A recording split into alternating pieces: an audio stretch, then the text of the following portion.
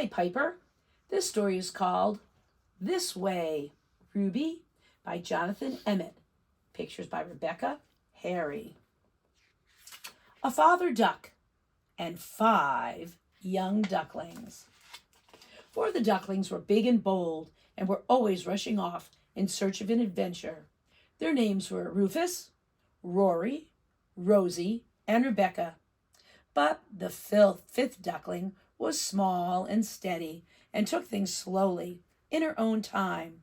Her name was Ruby. It was a bright spring day, and Mother Duck and Father Duck were snoozing in the sun.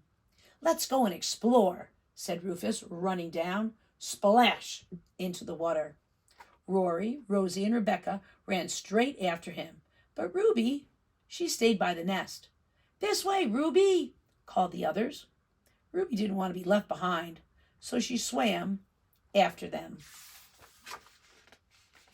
Ruby caught up with them at the edge of the reef bed.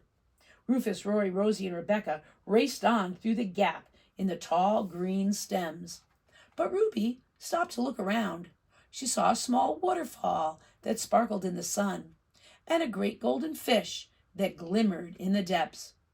"Look," said Ruby, but the others did not stop. "This way, Ruby," they called. Ruby joined the other ducklings in the middle of a reef bed. Rufus, Rory, Rosie, and Rebecca rushed off down a winding waterfall, but Ruby stopped to look around. She saw the water lilies with their bright purple flowers, and the 4 fat frogs that lay lazing in the sun. "Look," said Ruby, but the others did not stop. "This way, Ruby," they called. Ruby found the other ducks at the far side of the reef bed. Rufus, Rory, Rosie, Rebecca ran straight up the grassy bank. But once more, Ruby stopped to look around. She saw the dragonflies that wove around along the waterline and the willow tree that bent across the bark. And she saw the big black storm cloud that was sweeping across the sky. "Look," said Ruby, but the others did not stop. "This way, Ruby," they called. Rufus, Rory, Rosie, and Rebecca were rambling through the long grass when a flash of lightning lit the sky above them and a crash of thunder filled the air. "This way," they cried, and they all ran off in different directions and then ran back again. They were lost, and they were scared, and they wanted to go home, but they didn't know which way to go. The ducklings huddled together anxiously as something rustled through the grass. It was Ruby. Ruby was scared too, but she did know which way to go. She spotted the tall willow tree sticking up above the tall grass. "This way," she called. Ruby led the other ducklings down the bank and out onto the water. Then she spotted the bright purple flowers floating among the reeds.